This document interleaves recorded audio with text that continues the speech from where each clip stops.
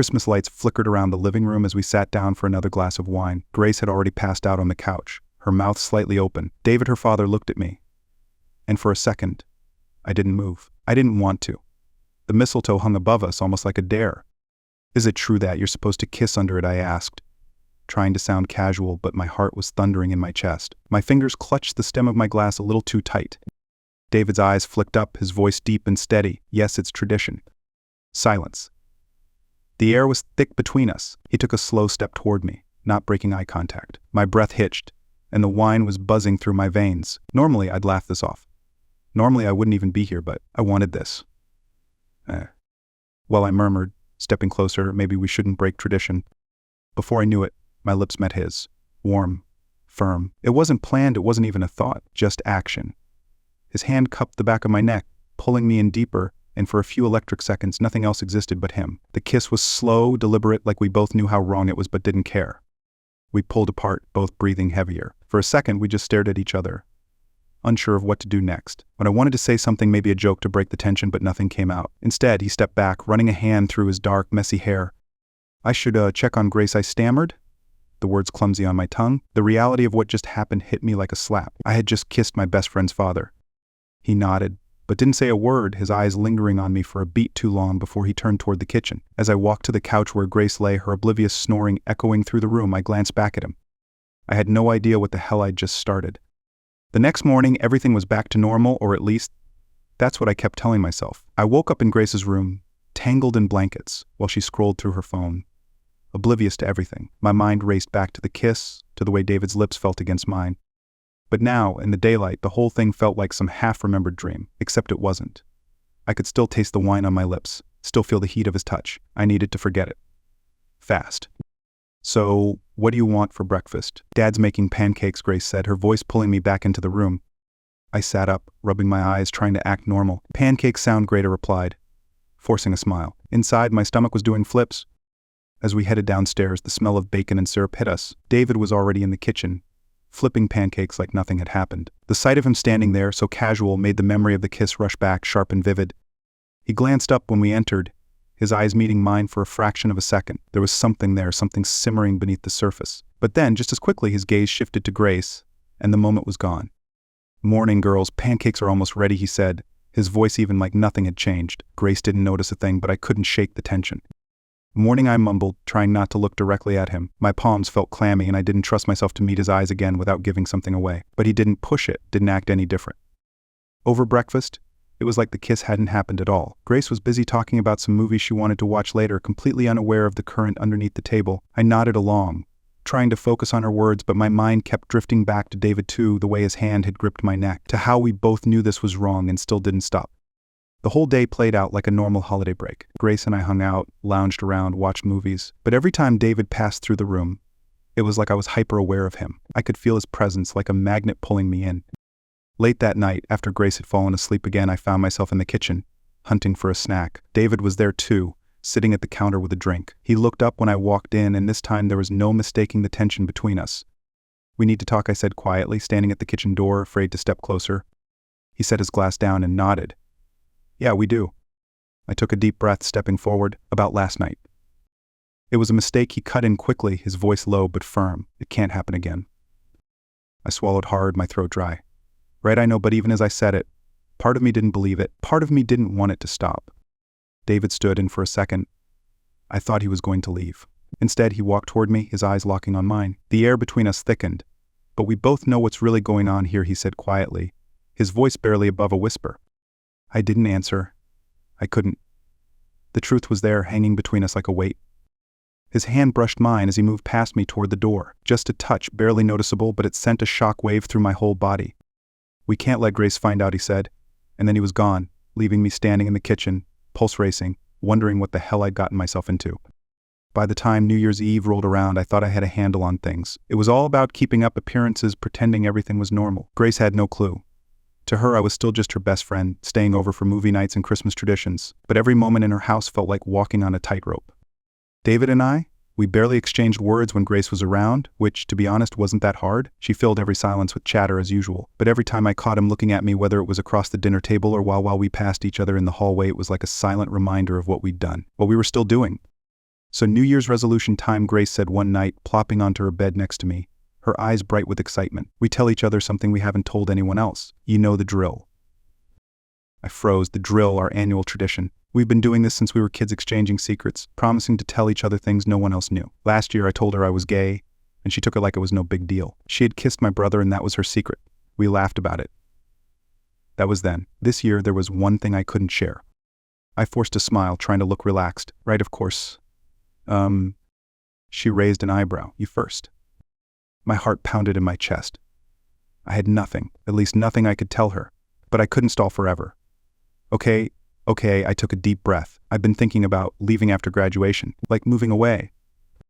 It wasn't a complete lie. I had been thinking about it, especially lately, but it wasn't the real secret. The real secret was sitting downstairs, drinking whiskey, and pretending everything was fine. Grace nodded thoughtfully. How, leaving? Like for college? I shrugged, trying to sound casual, maybe just starting fresh, you know. She bit her lip, looking a little hurt, but she nodded again. Yeah, I get that. Then she grinned. Okay, my turn. I felt a flicker of relief. I was in the clear for now. Grace leaned in closer, lowering her voice. So I've been talking to someone. Online. I blinked. What? She laughed, sitting up straighter. Yeah, I met him a couple of months ago. It's been kind of casual, but I think I really like him. Who was he? I asked, surprised and, for some reason, slightly uneasy. Maybe it was the idea that she'd been keeping a secret too. She shook her head. I'm not telling you that much. Not yet, but he's different. We're going to meet up soon, maybe ours. My stomach twisted. This wasn't like Grace. She never kept details from me, and I couldn't shake the feeling that something was off, but I played along, giving her a teasing nudge. Well, I hope he knows what he's getting into. We both laughed, but the weight of everything I wasn't saying pressed down on me. She was keeping secrets, and I was drowning in mine. I wondered how much longer I could keep this up, how long before it all came crashing down.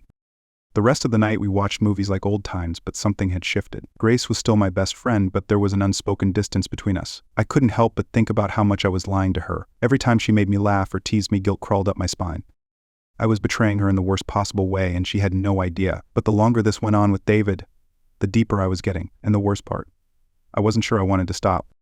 New Year's Eve at Grace's house was a big deal. Her dad, David, loved to host, and this year was no exception. By the time we made it downstairs, the house was buzzing with activity, neighbors, family, friends, the works. David moved through the crowd like a perfect host, smiling and chatting with everyone. To anyone watching, he was just Grace's friendly dad. But I knew better. He caught my eye from across the room, just for a second, but it was enough to send my heart racing. I quickly looked away, grabbing a glass of champagne from the kitchen counter and sipping it like it could calm my nerves. Big turnout this year, how Grace said, popping up beside me with her own glass, grinning from ear to ear. She loved these parties, always did. But for me, this year was different. Everything was different. Yeah, I managed, my eyes darting around the room, looking for anywhere else to focus. As the night went on, we mingled with guests, ate appetizers, and laughed like nothing was out of the ordinary. But I could feel David's presence every time he walked past, feel the heat between us like it was a secret flame no one else could see. We didn't talk, didn't so much as brush shoulders, but it was like an invisible string was pulling us together. My skin tingled every time he came near. At one point, Grace's aunt cornered me in the kitchen, chatting about college plans, and I was forced to plaster on a smile, nodding along while my brain spun elsewhere. Yeah, I'm thinking of going out of state, I said, not really hearing her. That'll be exciting, she replied, too focused on her own thoughts to notice my distraction. I kept nodding, my eyes scanning for David. He was sitting with some older guests now, laughing and throwing his head back. For a second, I relaxed. He was good at this, acting like nothing had happened, like he hadn't kissed me, twice. But then later, when the party had thinned out and Grace was upstairs changing for midnight, I found myself alone in the living room. David walked in. I tensed immediately, heart pounding in my chest. Hey, I said, keeping my voice casual though my pulse raced with the memory of our last conversation. David stood at the doorway, eyes flicking to the clock before landing on me. Busy night, he muttered, stepping closer. I nodded, trying not to fidget. Yeah. There was a beat of silence. The weight of everything we weren't saying hung in the air like smoke. He came closer, his face unreadable though I could feel the tension between us tighten. You've been avoiding me, he said softly. I swallowed hard, my eyes darting toward the hallway, hoping Grace wouldn't walk in. We can't keep doing this, David, I whispered, but my voice lacked conviction. David stepped in front of me, closer than he had all night. I know, he murmured, his voice low, just for me to hear. His hand brushed mine, a simple, quick touch, but it set off a storm inside me. We weren't alone in some dark room anymore. This was his living room, Grace's house, and anyone could walk in. I started to speak, but the words stuck in my throat. Just then, Grace's voice rang from upstairs. Steph, you ready? It's almost midnight. I jerked away from David like I'd been caught. "Yeah, coming," I called, trying to keep my voice steady. David stepped back, his hand falling away as quickly as it had come. His eyes lingered on me for a second longer, his expression unreadable. Then he turned and walked back toward the kitchen without a word. I stood there for a moment, trying to pull myself together, feeling the sting of guilt mixed with desire. I hurried upstairs to find Grace. She was already counting down the seconds until midnight, bouncing around the room with her usual energy. She handed me a noisemaker, completely unaware of what had just happened downstairs. "Come on. We gotta get ready for the countdown," she said, dragging me to the window to watch the fireworks that would light up the sky any second. As the clock struck midnight and fireworks exploded overhead, I couldn't help but glance back down the stairs, where David had disappeared. The whole house was celebrating, but all I could think about was how tangled up everything was becoming. How long could I keep pretending like this wasn't happening? The new year came and went in a blur of laughter and fireworks, but the feeling of David's touch lingered long after the party ended. The next few days were a balancing act, one where I was constantly on edge, trapped between the easy routine of hanging out with Grace and the sharp, hidden tension every time I crossed paths with David. I didn't plan to see him alone again. In fact, I made every effort to avoid it. Grace kept me busy enough, which wasn't hard. We spent most days out shopping, going to movies, doing anything to soak up the last bit of holiday break before school started up again. Every time I felt like I could breathe, like maybe I was getting over this thing, something pulled me back in. And it happened one night, when Grace crashed early after dinner. She'd fallen asleep mid-movie as usual, and I was left alone in the living room, debating whether I should just leave or stick around. I told myself I was just waiting for the right moment to sneak out without waking her. But that was a lie. I was waiting for David. Sure enough, it didn't take long. He came down from his office, a casual look on his face like nothing had changed. But we both knew it had. The moment his eyes met mine, I felt it the same magnetic pull that had started under the mistletoe and hadn't let up since. "Grace is out cold again, ha," he said, nodding toward the couch where she was curled up, snoring softly. He sat down on the opposite end of the couch, not too close, but close enough. "Yeah," I replied, trying to keep my voice steady. She didn't last long. He smiled, but there was tension behind it. A pause hung between us, the silence so much louder than anything we could say. Finally, he broke it. "We need to talk about this." I swallowed hard. "I know." David leaned forward, resting his elbows on his knees. "This thing between us. It's dangerous." Dangerous? The word made it all feel real, and real meant I couldn't just brush it off as a drunken kiss or a fleeting moment of insanity. "I know," I said again, my voice barely above a whisper. He looked at me, his eyes darker than usual. "But I can't stop thinking about you." I froze. He said it so plainly, like it wasn't a big deal, but it was. It was a huge deal. Hearing him say it made it feel even more impossible to ignore. I should have gotten up and left, put some distance between us before things got any worse. But instead, I stayed. My feet wouldn't move. "I can't either," I admitted, the words slipping out before I could stop them. David didn't hesitate this time. He moved closer, his knee brushing mine. The contact sent a jolt of electricity through me, and suddenly we were right back to where we left off, with me craving something I knew I shouldn't want. His hand slid up, resting gently on my thigh, his thumb tracing small circles. "This isn't right," I murmured, though my body leaned into him, betraying every word. His hand didn't move away, and neither did I. "It doesn't feel wrong, does it?" His voice was low, almost a whisper, as if speaking too loud would shatter the fragile space between us. I should have said yes. I should have pulled away, but all I did was look at him, my breath catching as his hand moved higher, sending a rush of heat through me. My mind was screaming at me to stop, but my body had other ideas. I felt trapped in this moment, wanting him and hating myself for it all at once. And then it happened again. His lips were on mine, and this time there was no mistletoe to blame. Just us, just a kiss that quickly deepened, pulling me under like a wave. His hand moved up my back, fingers tangling in my hair as he kissed me harder, hungrier. I kissed him back, the guilt gnawing at me, but not enough to stop. A sound from upstairs broke the moment. We froze, listening, but nothing followed. Grace was still asleep. It was like a cold splash of reality, and we pulled apart, breathless, both of us shaken. "I should go," I muttered, standing quickly, heart pounding in my chest. I couldn't look at him, not now. David didn't stop me, he just nodded, his expression unreadable. "Yeah, you should." I grabbed my jacket, practically running out of the house before Grace could wake up, before I could make another mistake. As I stepped into the cold night air, the reality of what I'd just done hit me like a truck. This wasn't a one-time thing anymore. I was in too deep. And I had no idea how I was going to get out. A few days passed and things were back to their usual rhythm. School was just around the corner, so Grace and I tried to make the most of our last few days of freedom, but it was harder than before. Every time I was at her house, every time I caught David's eye, I could feel the weight of what we were doing pulling me down. Grace, though, wasn't blind. Not anymore.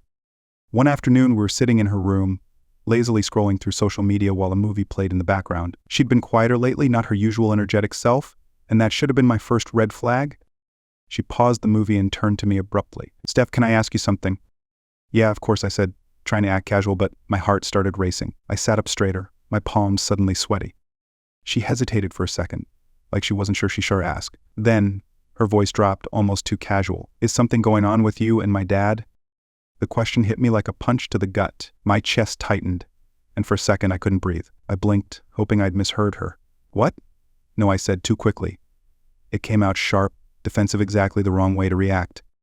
Grace's eyebrows shot up. "Steph, relax." It was just a question. She stared at me, her eyes narrowing like she was trying to read my thoughts. I scrambled for an explanation. "Why would you even think that?" She shrugged, but her expression stayed hard, suspicious. "I don't know, it's just, you've been acting weird lately, and I've seen the way you two look at each other. It's not nothing." My stomach flipped. She'd noticed, of course she had. Grace wasn't stupid. But I couldn't let her think she was right. "You're imagining things," I said, forcing a laugh that sounded hollow even to my ears. "I mean, come on. It's your dad. That'd be so weird." She didn't laugh. Instead, she kept staring at me, her eyes searching mine for the truth I was desperate to hide. I could feel the walls closing in, and panic clawed at my throat. "Look," I said, my voice quieter now, trying to seem calm, "your dad's just, he's nice to me, you know? He's always been like that. You're reading too much into it." Grace bit her lip, still not convinced. "Maybe," she said, finally breaking eye contact. "But you know you can tell me anything, right? I mean, we've never kept secrets before." The words hit harder than she probably intended. The guilt that had been simmering for weeks suddenly boiled over. I wanted to tell her everything, confess right then and there, just to stop lying, but I couldn't. If I told her, I'd lose her, and David, I wasn't even sure what would happen with him. "Yeah, of course," I said, trying to sound as normal as possible. "I'd tell you if something was up." Grace nodded, but the tension didn't leave her face. Okay, she picked up the remote, unpausing the movie, but the mood between us had shifted. She wasn't convinced, not really. I tried to focus on the movie, but my mind was a mess. Grace was on to me. It was only a matter of time before she figured it out for real. And the worst part? I wasn't sure what scared me more, her finding out or the fact that I couldn't seem to stop what was happening with her dad. Later that night, after I left her house and walked home, my phone buzzed. I pulled it out, and my stomach did a flip when I saw the text from David. "David, we need to talk." I stared at the screen, my thumb hovering over the reply button. We'd been avoiding each other since that last kiss. It was easier, safer, but this was different. I didn't know what scared me more, Grace's growing suspicion or whatever conversation David was about to start. I didn't sleep much after that text from David. My mind spun with everything, the lies, the guilt, Grace's suspicious eyes on me. And now David wanted to talk. Again, I wasn't sure how many more close calls I could survive before this whole thing exploded in my face. The next day, Grace invited me over as usual, but things felt different now. She wasn't her usual carefree self. Her questions from the day before hung heavy between us, unspoken but present in every sideways glance she threw my way. I forced myself to act normal, but the tension was suffocating. We were in the kitchen, making lunch, when I heard the front door creak open. I didn't need to look to know who it was. David's presence filled the house the second he walked in. My muscles tensed instinctively. "Hey girls," David called out from the hallway. His voice was easy, casual, but I couldn't shake the feeling that everything about him had changed since that kiss. Grace didn't even glance up from the cutting board. "Hey, Dad." I kept my eyes focused on slicing the tomatoes, praying my hands wouldn't start shaking. "Hey, David," I muttered, trying to keep my voice level. He lingered in the doorway, his eyes on me. I could feel it, the unspoken tension radiating between us. Grace, oblivious as always, didn't seem to notice, but I knew she was paying attention now more than she ever had before. David cleared his throat. "I'll be in the garage if you need me." Grace waved him off, and I nodded without looking at him, feeling the heat creep up the back of my neck. As soon as he left, Grace's gaze flickered over to me again, a little too sharp for comfort. "You two have been weird lately," she said suddenly, her knife pausing mid-chop. I forced a laugh, praying it didn't sound as shaky as I felt. "What? No, we haven't?" Grace stared at me, her expression hardening. "Steph, don't lie to me." My heart nearly stopped. "I'm not," I said, but my voice cracked just enough to give me away. Grace's eyes narrowed, and for a moment, I thought she was going to press me, ask me again. But instead, she sighed and went back to chopping vegetables, muttering whatever. The tension hung in the air like a thick fog. I had to get out of here. "I'm going to grab something from my car," I blurted, already stepping toward the door, needing space. "Be right back." Grace barely looked up as I rushed out of the kitchen and into the cool afternoon air, trying to catch my breath. My heart was racing. I needed to pull myself together before I completely blew this. I circled around the side of the house, intending to clear my head, but the second I stepped into the driveway, I froze. David was standing by his car, leaning against it like he'd been waiting for me. He looked up when he saw me, and our eyes locked. That same pull I'd been trying to fight hit me all over again, like gravity was dragging me toward him. "Steph," he said quietly, stepping closer, his voice low. "We need to stop this." I wanted to agree. I really did. But instead, I found myself stepping toward him, every rational thought slipping away. "I know," I whispered. But even as I said it, I wasn't sure I meant it. David's hand brushed mine. It was the lightest touch, but it set off a wave of heat inside me. This was wrong. So wrong. But I couldn't stop. "We can't do this here," he muttered, his voice barely audible as he glanced toward the house. "Grace could—" Before he could finish, the sound of the back door slamming shut made both of us jump. My heart leaped into my throat as I spun around to see Grace walking toward us, her eyes narrowing as she took in the scene, David and me standing too close, looking too flustered. "What's going on?" Grace's voice was sharp, suspicion dripping from every word. I panicked. My mind raced, trying to come up with something, anything. David cut me off smoothly, stepping back from me like nothing had happened. "Steph was just asking about the car. She's thinking about getting a new one soon." Grace eyed us both, clearly not convinced. Her gaze lingered on me a little too long. "Right?"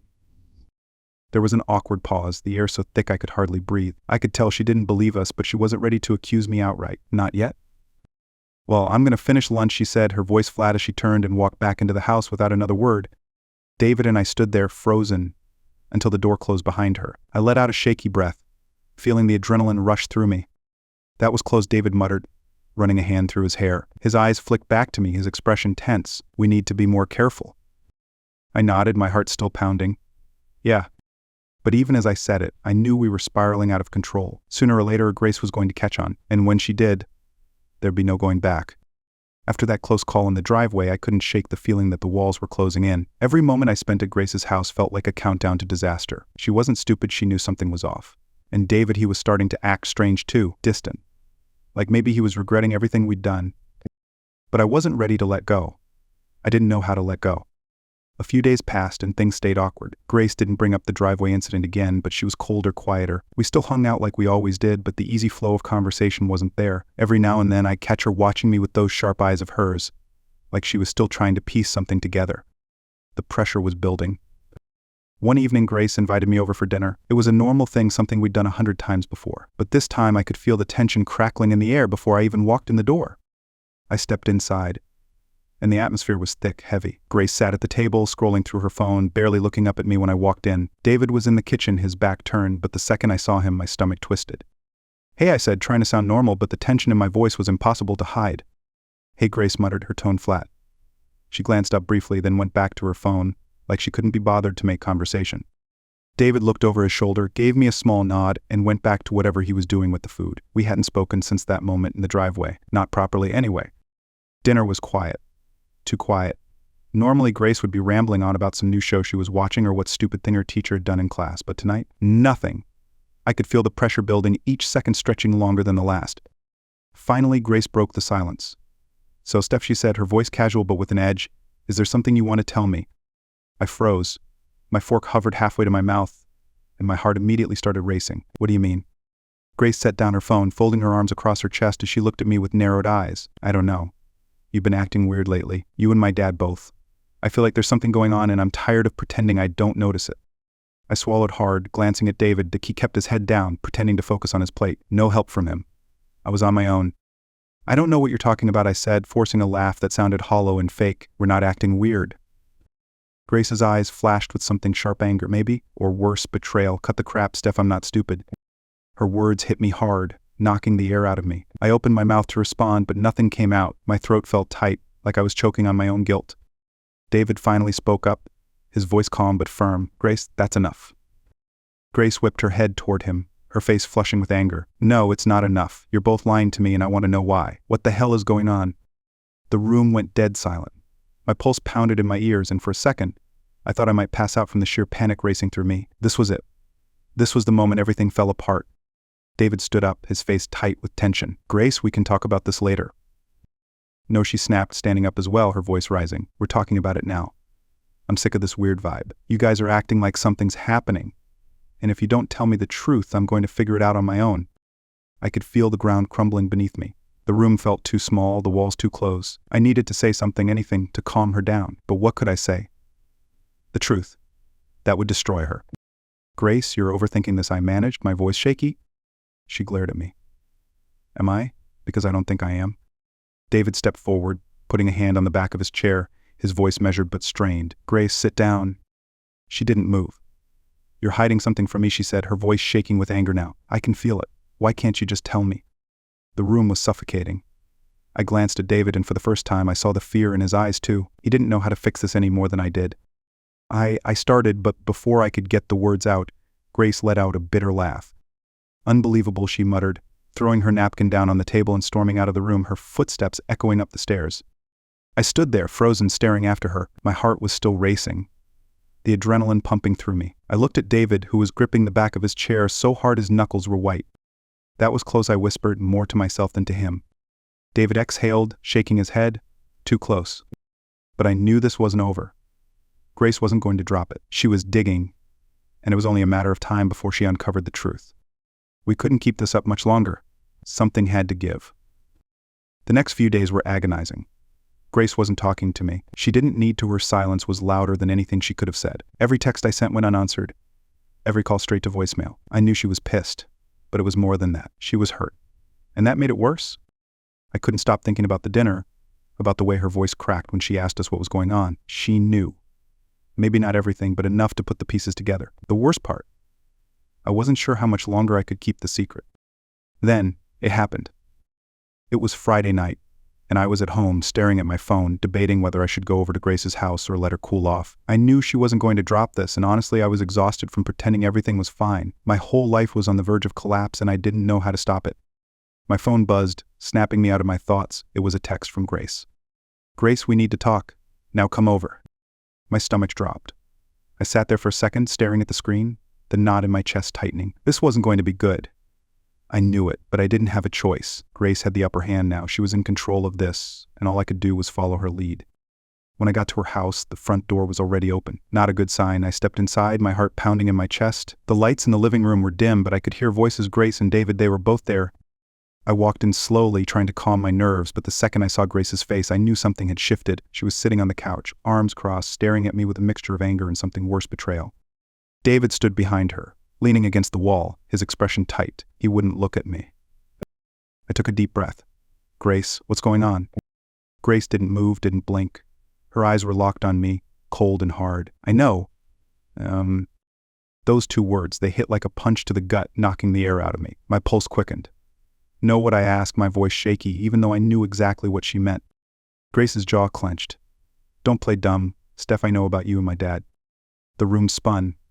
My legs felt weak, like they were about to give out from under me. I glanced at David, hoping for something, anything to help me out of this, but he was staring at the floor, refusing to meet my eyes. He wasn't going to say a word. How did you? How do you think she cut me off?" Standing up, her voice sharp with anger. "I'm not blind, Steph. I've seen the way you look at him. The way he looks at you. And I saw you outside. In the driveway. But don't act like I didn't see that." My heart raced, my mind scrambling for something to say, but nothing came out. I felt like I was suffocating under the weight of her words, of the truth she'd finally uncovered. "Grace, I started, but my voice failed me." "I trusted you," she spat, her voice breaking. "You were my best friend, Steph, my best friend. How could you do this, with him?" I had no answer. Nothing I could say would make this better. She was right. I had betrayed her in the worst way possible. Tears welled up in her eyes, but she blinked them away, refusing to let them fall. All this time I thought I was crazy. I thought I was overthinking things. But no, you were just lying to my face. You and my dad sneaking around behind my back. I felt a lump in my throat, the guilt swallowing me whole. "Grace, I'm so sorry," I whispered, my voice barely audible. "Sorry," she laughed bitterly, stepping closer, her eyes blazing with fury. "You're sorry. That's all you have to say." I didn't know what else to say. What could I say? I had ruined everything. David finally spoke, his voice low and strained. "Grace, that's enough." She whipped around to face him, her voice trembling with anger. "No, Dad, it's not enough. How could you do this? With her? You're supposed to be my father." David's face paled, but he didn't argue. He just stood there, defeated, as if he knew there was no defending himself, no defending us. Grace turned back to me, her voice shaking now, the anger giving way to the hurt. "You've ruined everything? Steph, do you realize that? You've ruined everything." Her words hung in the air like a death sentence. I could feel the tears burning behind my eyes, but I fought them back. I couldn't break down, not here, not now. "I never wanted to hurt you," I whispered, my voice barely holding together. "I swear, Grace, I never wanted this." "But you did," she said coldly. "You did hurt me. And now we're done." The finality of her words hit me like a ton of bricks. Grace didn't even wait for a response. She turned away from me, walking toward the stairs, leaving me standing there, completely shattered. I looked at David, but he still wouldn't meet my eyes. He looked broken too, like he knew this was the end. The door slammed upstairs and I was left standing in the middle of the wreckage, wondering how the hell I'd let it come to this. The days after the confrontation felt like a blur. Grace had blocked me on everything: texts, social media, even in real life. I couldn't blame her. Every time I tried to reach out, it was like my words were bouncing off a wall. Nothing got through. She was done with me, just like she said, and honestly, I couldn't even be mad about it. I kept replaying that night in my head, her face, her voice shaking with anger and betrayal, the way she looked at me like she didn't even know who I was anymore. I'd ruined everything. The worst part? David and I hadn't spoken either. I didn't know if I should reach out or just disappear completely. We'd crossed a line we couldn't uncross. And now there was no going back. The silence was suffocating, but it was better than what came next, dealing with the mess we'd made. One evening after school, I found myself outside Grace's house. I don't know what I was thinking. Maybe I thought I could fix it somehow, or at least try. But when I knocked on the door, it wasn't Grace who answered, it was David. He looked rough. Dark circles under his eyes, hair disheveled, and an expression that matched the pit in my stomach. Neither of us said anything for a second, just standing there in the doorway like we didn't know how to talk anymore. And maybe we didn't. But can we talk? I asked, my voice barely more than a whisper. David stepped aside, letting me in without a word. I followed him to the living room, the same place where everything had started to unravel. The Christmas decorations were still up, though they felt out of place now, like remnants of a better time. I haven't seen Grace, I said, breaking the silence as I sat down. She won't talk to me. David sighed, sitting across from me, running a hand through his hair. She won't talk to me either. She's been staying at her aunt's since that night. The guilt hit me like a punch. I didn't mean for this to happen. I know, he said quietly. But it did. We sat there in the suffocating quiet, the weight of everything hanging between us. I kept thinking of Grace, how I'd destroyed everything that mattered between us. She'd been my best friend for years, and I betrayed her in the worst way possible. David leaned forward, his voice heavy. This has to stop. Steph, whatever we had, we can't keep doing this. It wasn't a surprise. I knew this was coming, but hearing it out loud still stung. Yeah, I said, my voice shaky. I know. He looked at me, and for the first time in weeks, I saw the weight of it all on him too. The guilt. The regret. I'm her father, he said softly, almost like he was reminding himself. She's my daughter, and I've lost her because of this. I nodded, feeling the tears welling up in my eyes, but I blinked them away. I never wanted to come between you two. David sighed, leaning back, rubbing his temples like he was trying to ward off a headache. I know, but it's too late for that now.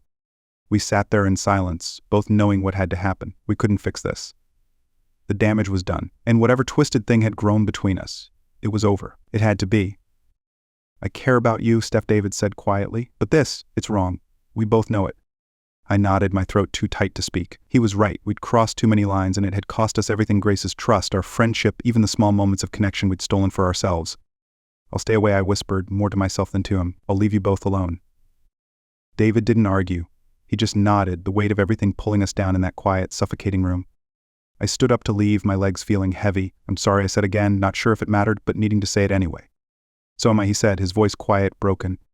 I left the house for the last time, the door clicking shut behind me. The cold air hit me as I stepped outside, and for a second I just stood there, letting the reality of it all sink in. Grace was gone. David was gone. And whatever life I'd had before, that was gone too. I walked home slowly, the weight of everything pressing down on my chest. There was no fixing this. No going back. I'd made choices, and now I had to live with them. Days passed, then weeks. Grace never reached out. I saw her at school, but she avoided me like the plague. I couldn't blame her.